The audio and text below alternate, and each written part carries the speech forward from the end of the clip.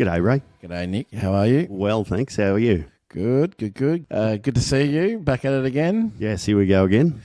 We've got an interesting one today, Nick. We got a great one. Old friend of ours. A very old but good friend. Good friend of ours, and good friend of ours for a long time for both of us. His story is remarkable, and I'm excited to hear what he's got to say, but also got a fair bit to say about for people to be educated about what he's been through too. So who have we got, Nick? Exactly. Well, today we have Chris Riordan. Chris Riordan? Mildura's own Chris Riordan. Chris, welcome to the podcast. Thank you very much. How are you? Yeah, not bad for an old bike.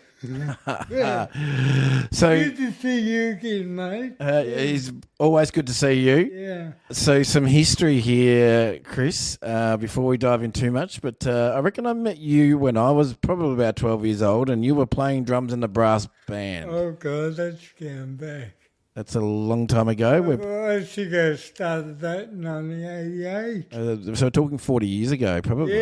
Yeah, over 4 years ago. So, Chris, you're diagnosed, and you can probably tell the story about what you've been diagnosed with. Cerebral palsy, is that? That's correct. I have cerebral palsy, so as you can tell straight away, it affects my speech, my whole body. So, don't turn off, don't press that stop button. You go to the podcast, you get used to it, you know. So it affects your speech, It affects your me. body, Yep. but mentally, so your brain is pretty sharp. Yeah, well, Most days. People may argue that fact.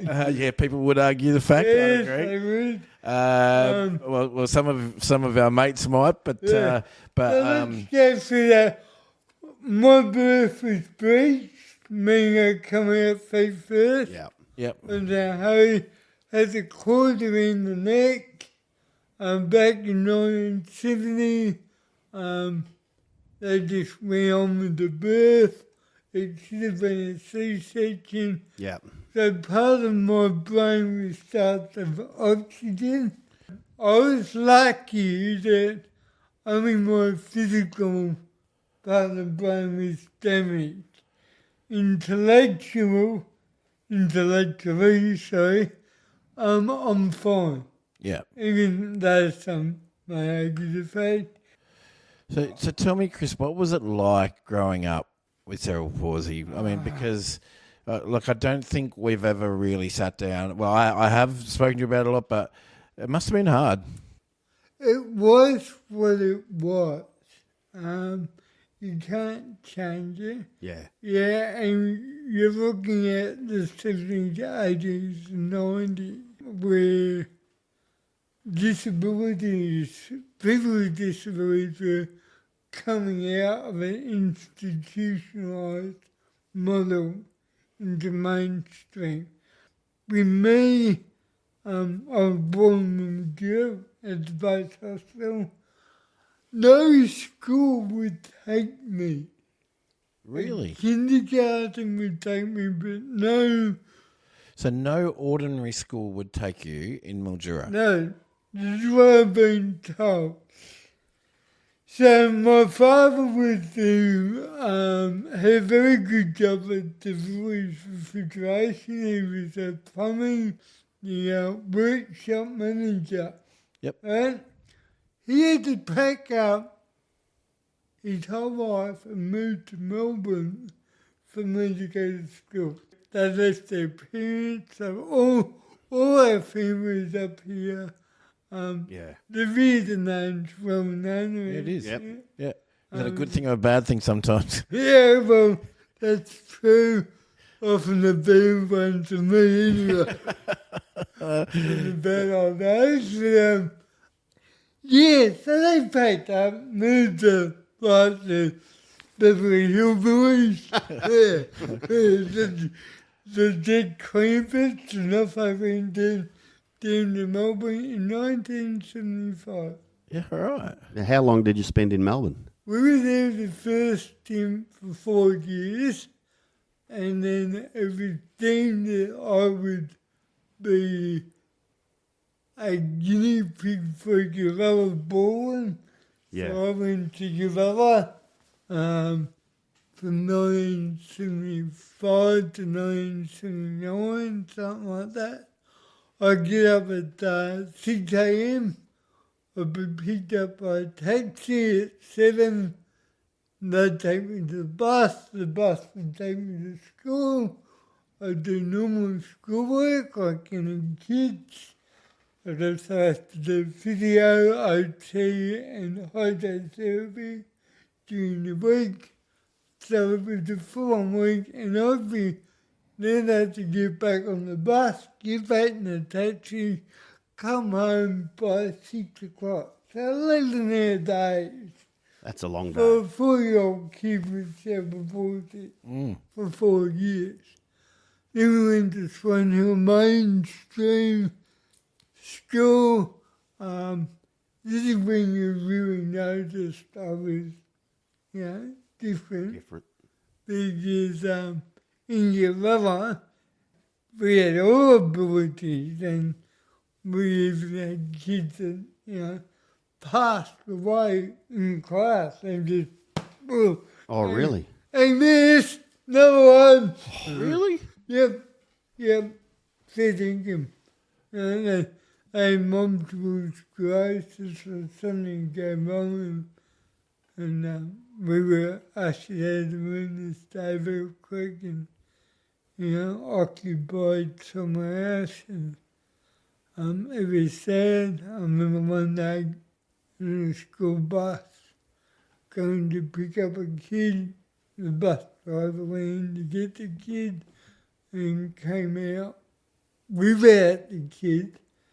And said, now we won't be coming back here again. And that's all he said. Far out. That's And cool. these things you remember. And so basically, you're saying that at Urella, people would die all the time. So Yeah, people that you were not probably- all the time, but yeah, you did see it. Yeah. You knew about this. You knew, some kids would say, when is it my turn? Yeah. Where am I going? And That would be such a hard. you really don't realise it in that age. It's not until you get your 20s and 30s you go, oh, shit, did I go through that? That would have just been normal for you at that age, wouldn't it? Yeah, it was normal. Yeah. And then when we went to school, we come back to Swan Hill. I went to Swan Hill Primary for grade 3. Yep. The teacher then did not believe I was able to be educated, so she put me out the back of the classroom. She put me behind the 8 ball Yeah. for the rest of primary and half of secondary. So were you in Swan Hill? So year 3 till Grade 6. grade 6. And then we went back to Melbourne. I went to Heidelberg Tech because Dad got a job there. Yeah. Yeah.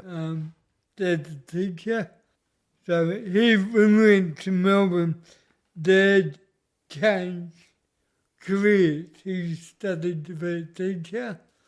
My mother, God bless her, she took on 2 jobs, 3 jobs if you count a child with disability Yep. Absolutely. as well.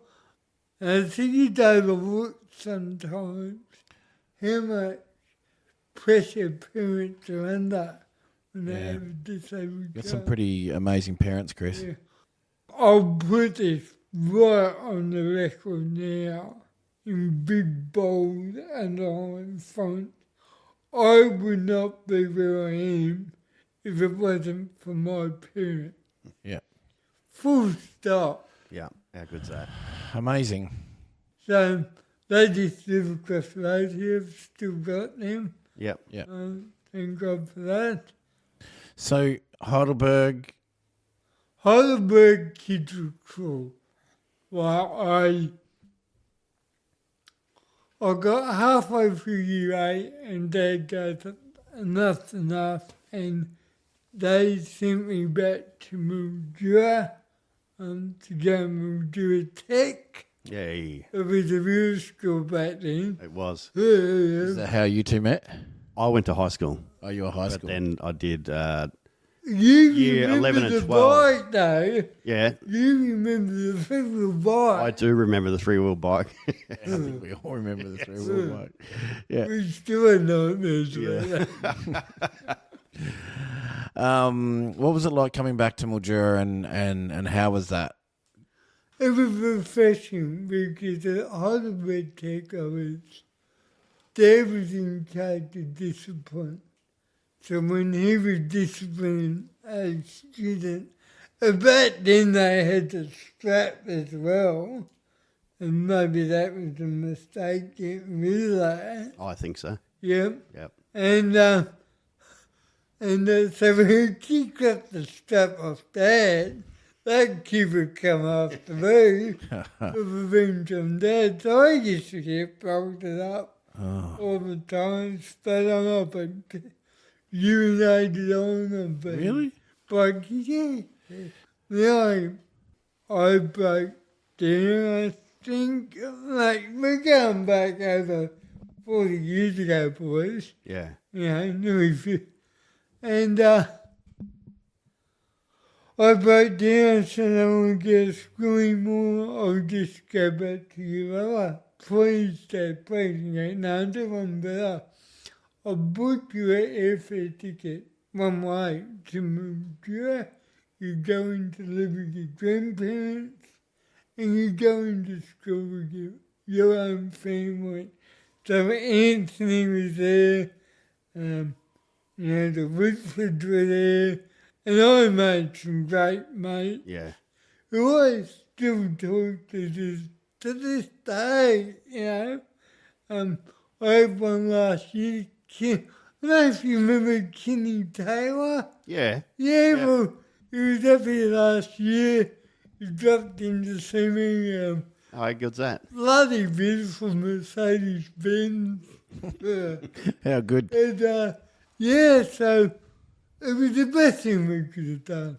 Did you go through to year 12 at... Yeah, I went through year 12. I was the last. I did year 12 over 2 years. The first year was the tech.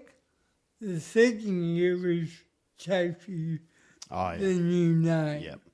So, but I did English, maths. I wasn't that good at maths. Who was back then? Oh, Yeah. but we had the best teacher, Alan Fraser. Oh, He was- Phrase. Oh, he was the best. Yeah, it was good. He was a brilliant teacher. And we had teachers like Jeffrey Holmes. Jeff Brown was good to me. But then as an art teacher, he got me into computer art. And I've always been thankful to him for that. Yeah. And we got my first computer. Tell us about that. So, Here starts the love affair. yeah, this is how your love affair of IT. Of the Amiga 500. So the Amiga 500, we got a little group together, and that's where I met Handy. And Handy and I were best of mates, and we moved out to Mobile, and Handy had the video shop in Mobile. Yep. So we'd be out to Platinum, Handy's fella and myself. We'd be out playing games about 2, 3 o'clock in the morning. Video shop. How good. 7 days a week through the whole life. We have our bed set up. We had a great, it was a good time. And that, the Amiga was great. I finished year 12. I went and did a course in Adelaide, post year 12. Yep. We had a Mickey Mouse course. It really wasn't. It was all people with disabilities, but it didn't mean much academically. Yeah. But like you can get the grade diploma. But I got knowledge about my main passion with computers and that's database programming.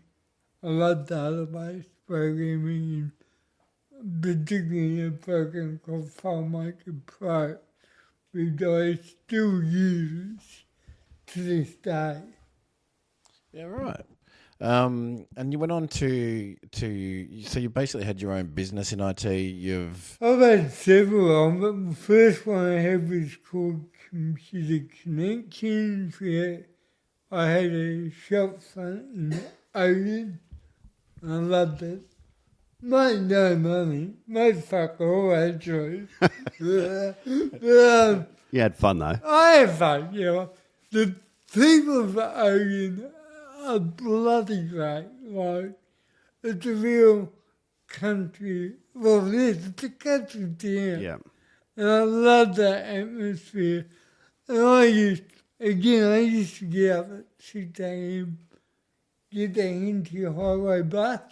I had no driver's license then.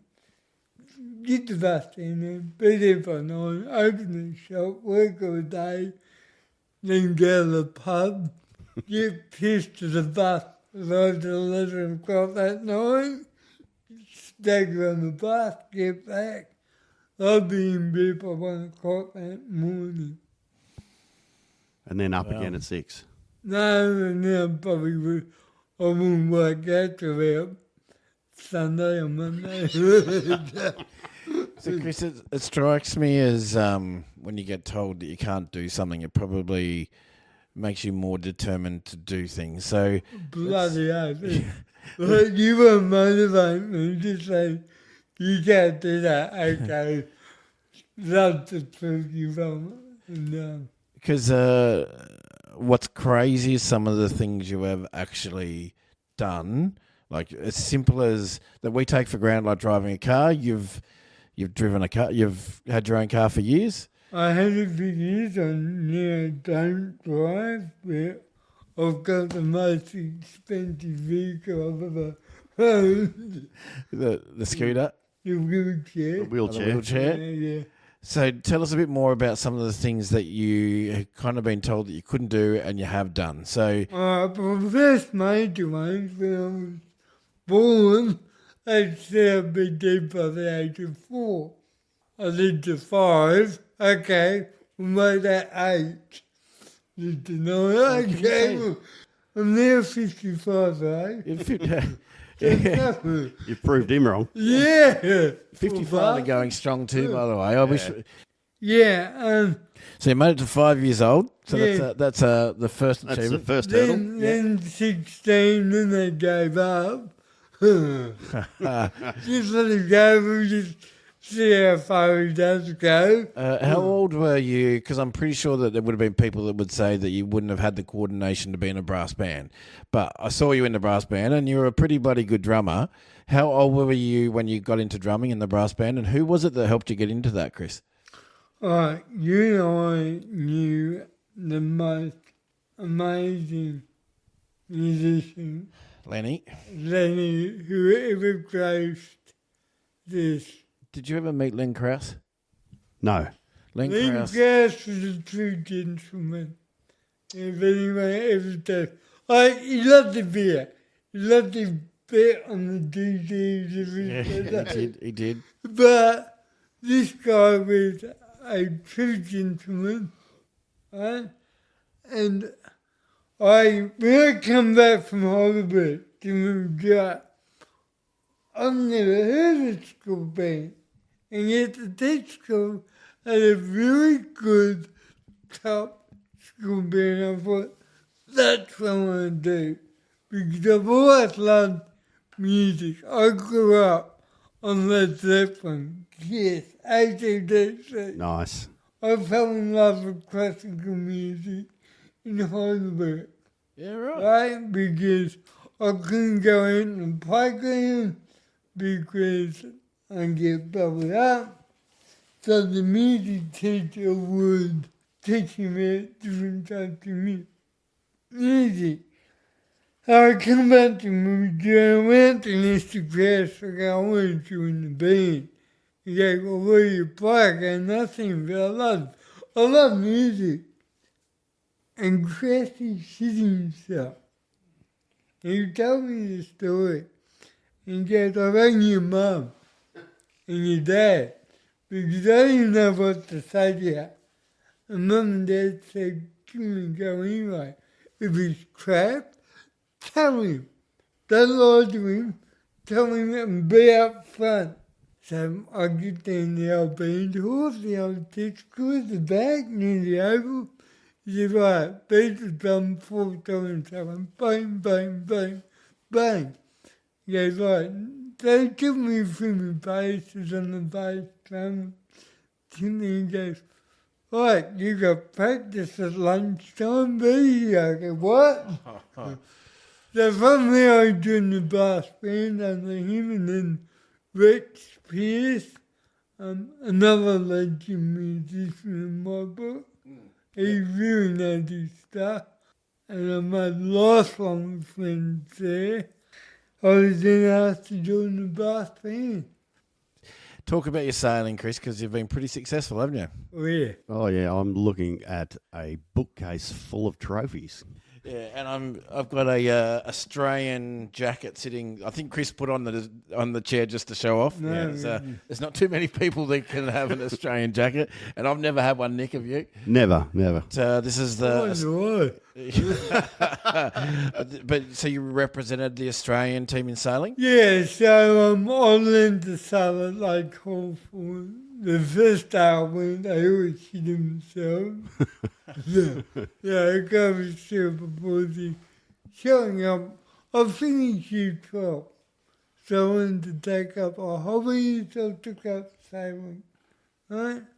And everyone should play a sport. Whether it be brass banding, sailing, footy, Yeah. netball, whatever. Play a sport. That's half the problem, is kids aren't getting outside, 100%. right? Yep. And I went over this guy on a skiff, and all I do is boat water out of the boat while he sailed. He said, no, I don't think you're physically able to do this, Chris. That same guy, another guy, took me out, and he put me on the helm and taught me how to steer. And I started to do a bit of tactical stuff in my head with him. Yes, you're born for this. Oh, really? Wow. That's So I kept going every summer, every day like today, 40 plus, and we'd be out there on Lake Hawthorne. I used to love that place. It's gone now. But I built my own boat. Really? A saver, Really? and it got burned, it got cremated, and a boat set fire. Oh, Someone got cold one night, went in the boat, set and lit a fire and bang all the fiberglass boat. Oh, wow. Yeah, like Hawthorne.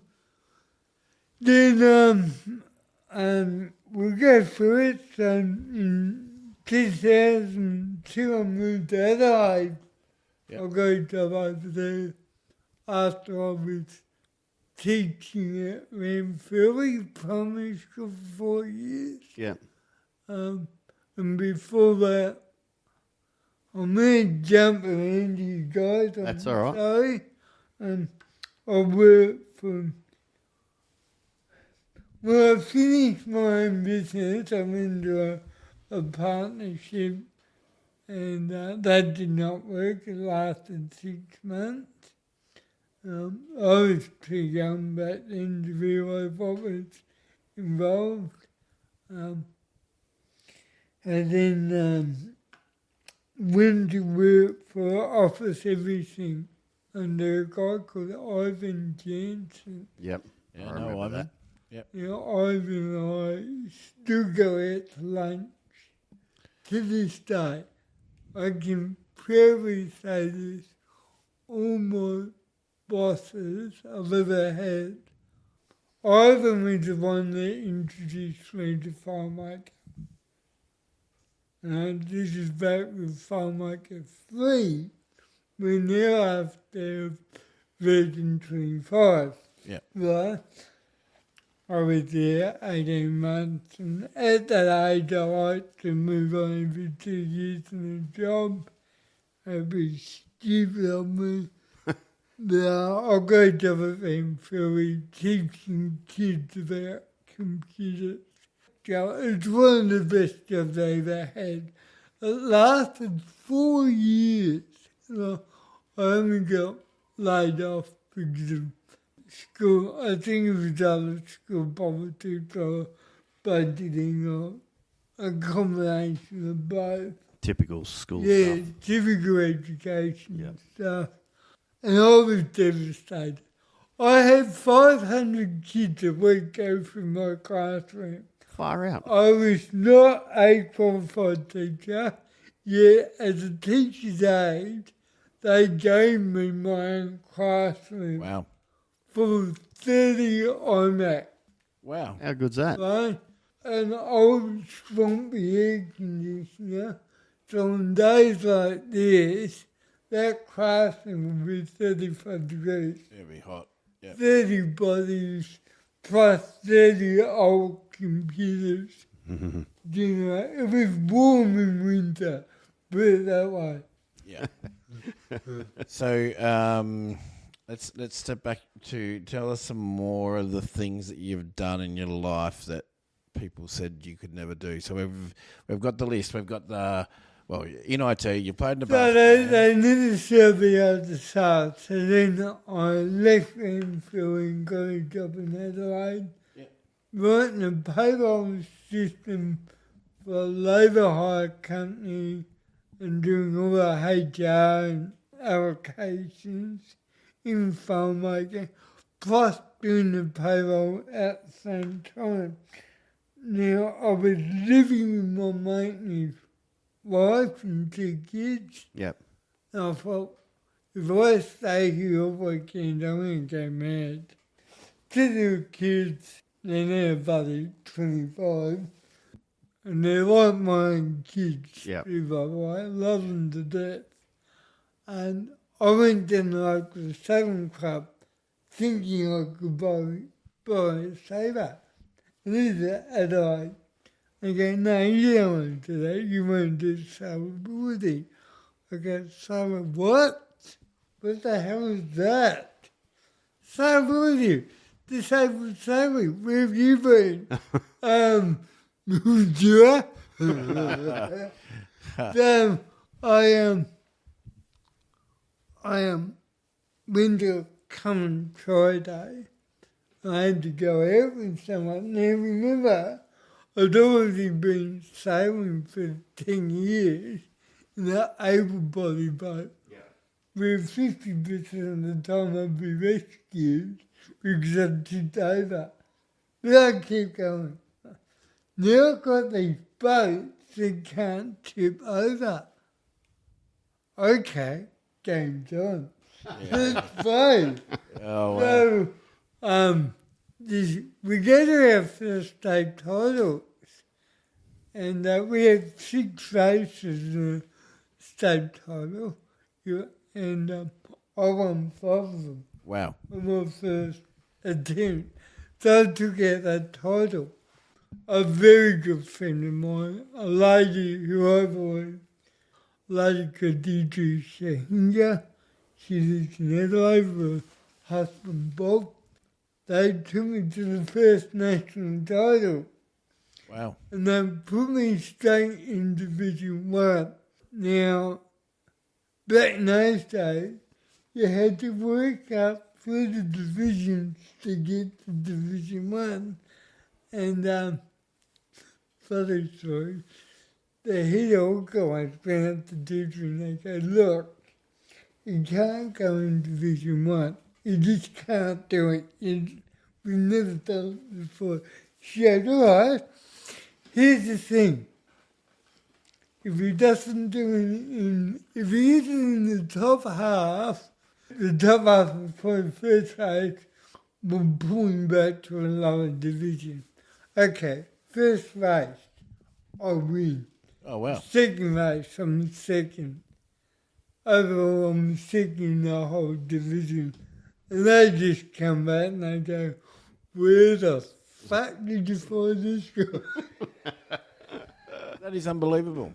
So then I bombed out on the second day, but I got third, I got the bronze, and then from there I just took off. So what's the pinnacle achievement in your sailing? What was the...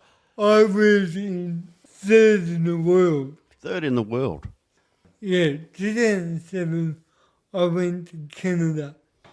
I went with my mate who just go into Italy with us for my first overseas comp where I got fourth. And in my first overseas international competition, so we were drinking the beers like they were going out of fashion. And, the old Budweiser. I asked for light beer, they don't make a light. No, they don't. They don't make one. A light beer to them is low carb. Yeah. So we went to baseball, we just had a ball. The last day, it was a 5-day competition. I'm going, not for that, I'm staying off the pitch. Tonight I'm going to stay sober, and tomorrow I'm going out and I'm going to kick ass. I woke up feeling like shit. I had the flu. Oh. I was living out on the church the night before. Anyway, I had to go out and do these races just to hang on to third place. So I did that, and that's the result. But it was a trip of a lifetime. We went to Chicago, we went to New York, we went to Auckland, we sailed on a proper America's Cup boat Wow. in Auckland Harbour. You move the helm by about 20 mil on this massive boat, and you saw the bow move. Oh, Wow. that's cool. Then every disc, what I call surgical sailing. Like it was precision. Other regattas I'm sailed on 38-foot Catherine with Sundays.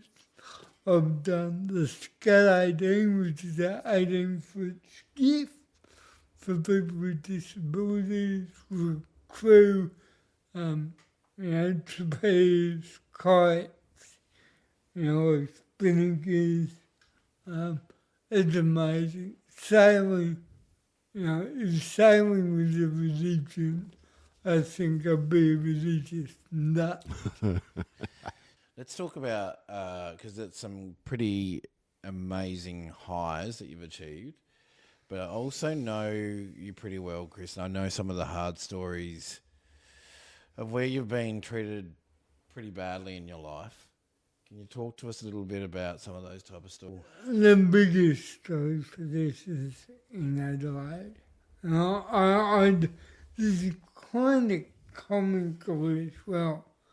So I got a good job in Adelaide, the software development and doing payroll. We were turning over some serious stuff, and we had 500 staff or more. I was responsible with other people. I wasn't in charge. A guy called Leon was, and he was my best mate. So I had the money to go out and buy a house and land package.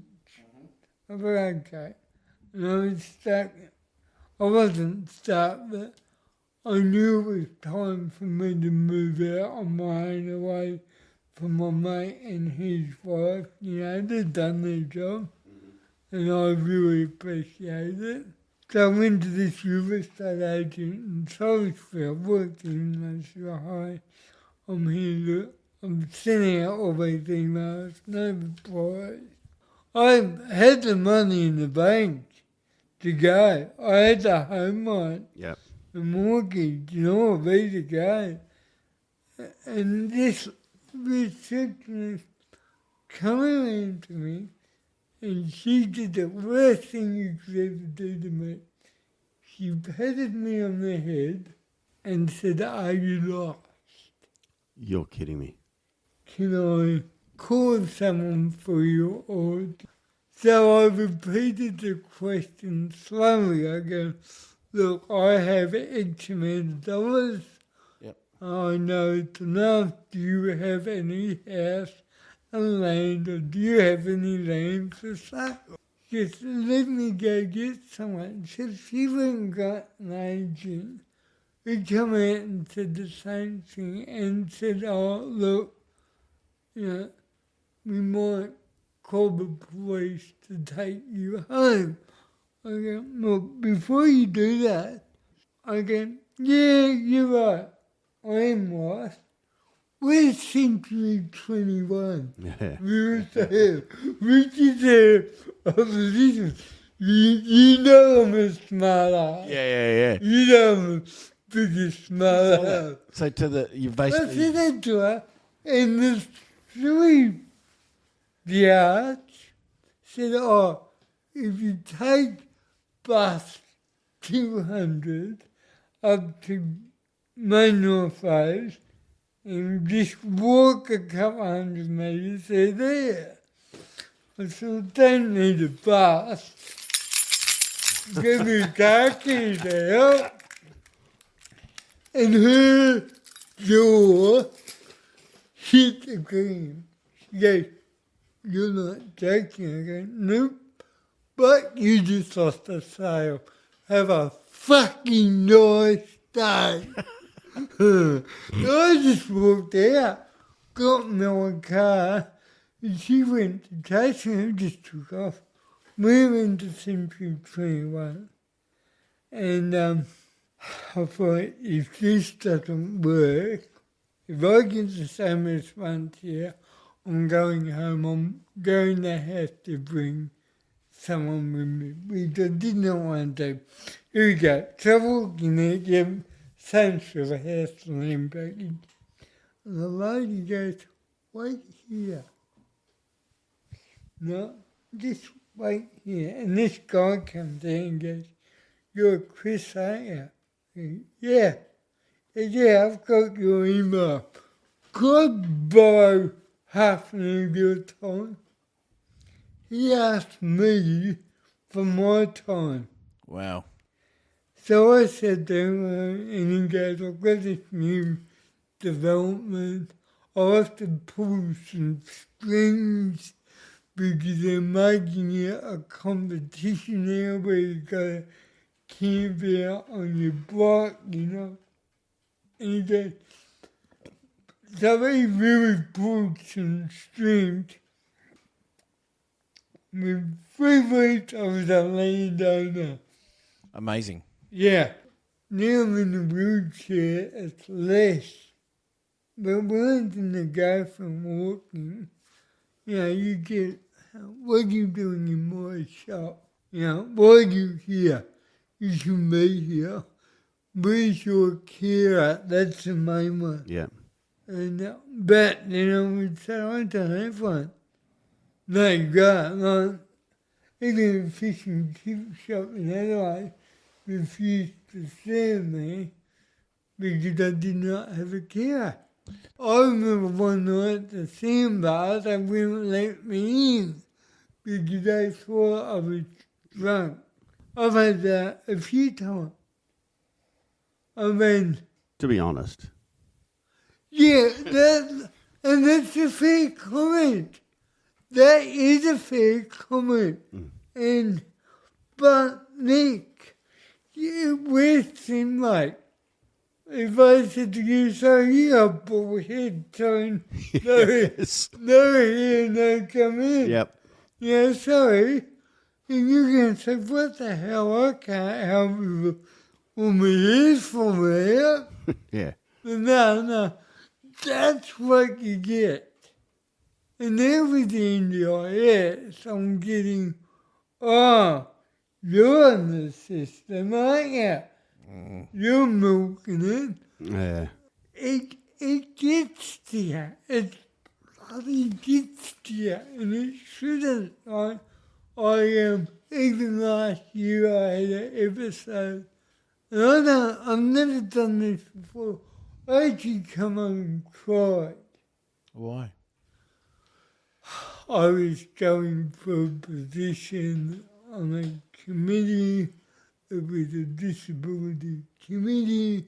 A lady who shouldn't have, but I said, no, I don't want him because I can't understand him.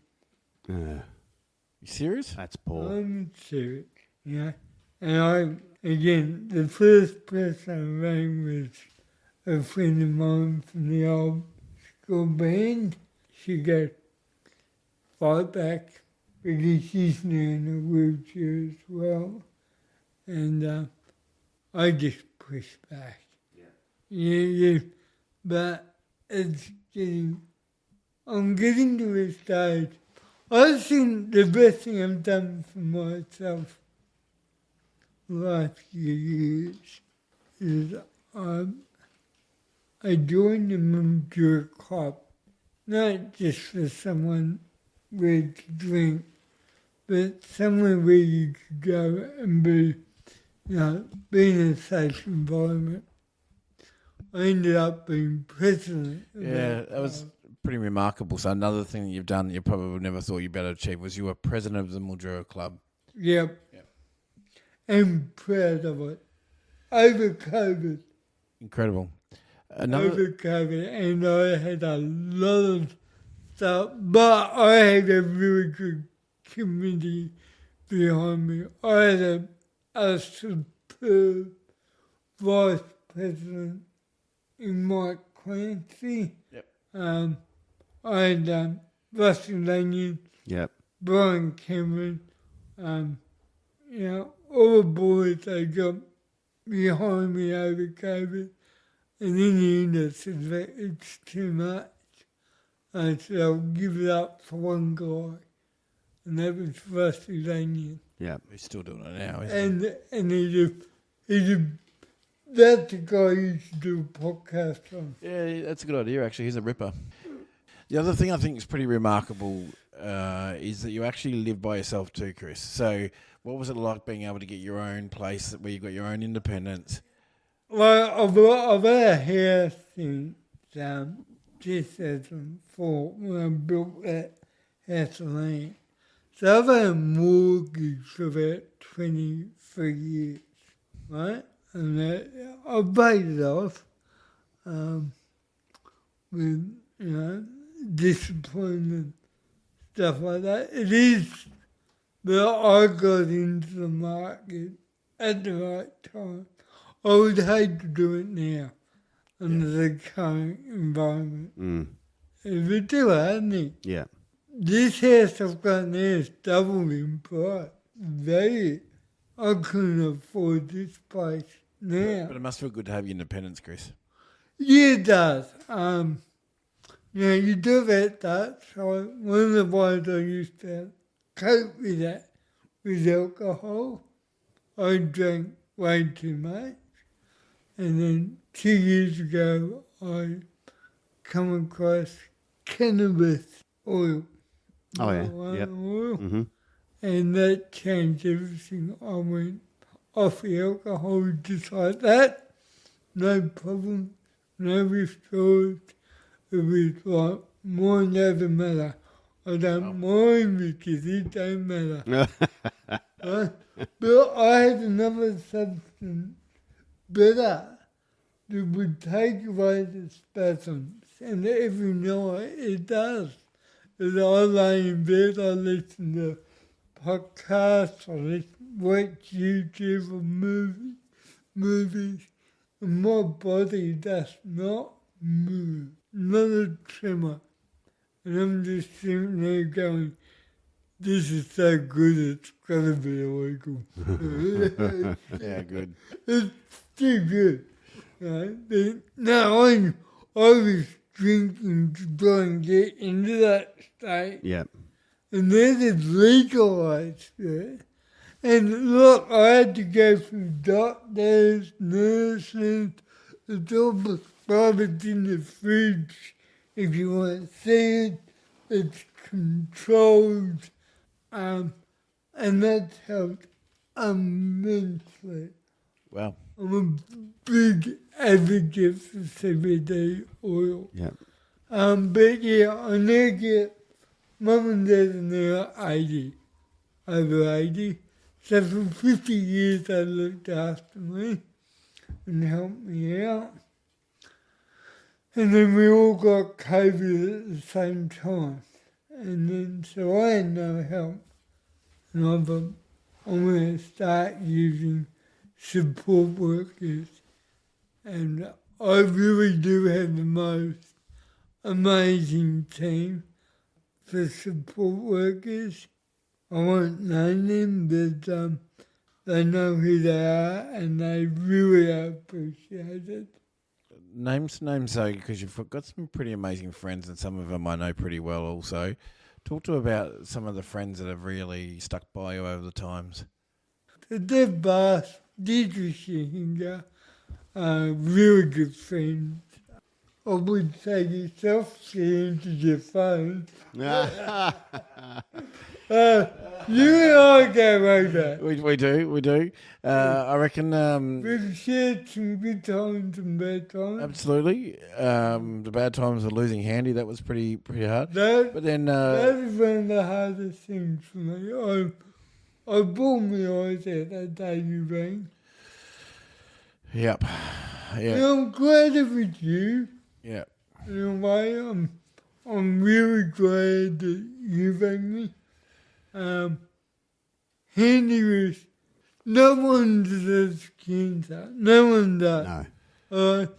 Yeah. You know, what the hell? Well, and you wouldn't have thought, Chris, like after what you've been through, where you got told that you wouldn't make it past 4, that you outlived Handy. That it's hard to fathom, isn't it? No, you know, I've worked with a lot of people actually. Some government teachers. I've got mates now, like Dustin and Craig, and the guys at the club don't know how important they are to me. Because I don't work at the centre. Well, I can't get in there. I don't work at the office. I don't drink. Yeah. I don't even go to the golf club that much. I live here. Right? But the club, I'm there every Friday night religiously. Just for conversations of that calibre. But also, I think you just touched on Larry. So Larry's done it, like, when I moved back from Adelaide, the top blokes in my life were Mario Mamoni, Mother, absolute fucking legend, that guy. I do anything for him and likewise. Larry Kev, I trust in that mate that he's my executor. Right? I trust that man in my life. Yeah. Right? Yeah, you got 10 souvenirs, Donny Palazzo, Donny Palazzo. You got all the guys that we may not know, see each other all the time, but we know they're there. Yeah. You're part of that group. Yeah, you know what it's like. Yeah, they're a great bunch of guys. I think that's probably one of the things that impressed me, just how much Larry and you have done together, but also the trust there. It's just so good to watch. But yeah, he is that type of guy, though. So, Chris, at the end of every podcast, at the end of every podcast, is this your podcast? That's our question. Tell us about. We'll scrub that bed. Tell us about the day you should have stayed in bed, Chris. Well, other than that, The day I should have stayed in bed, but probably the day I lost my job at H&S. Because I knew it.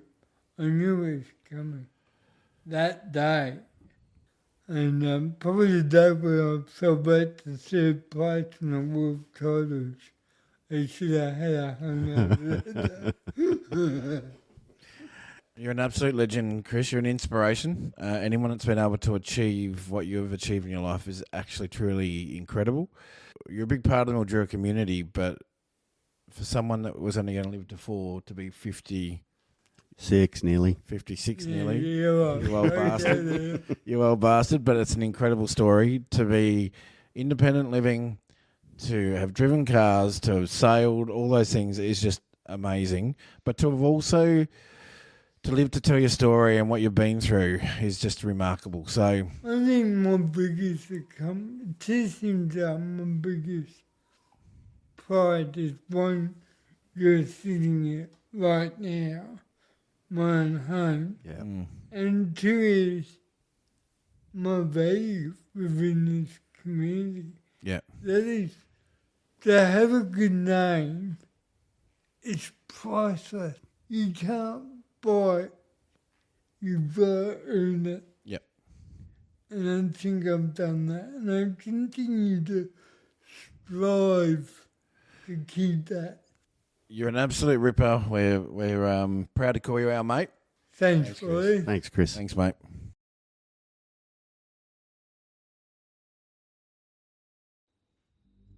This episode of I Should Have Stayed in Bed podcast is brought to you by Technodo IT. They are your experts in IT. They have no locking contracts and they give you one price that fits all.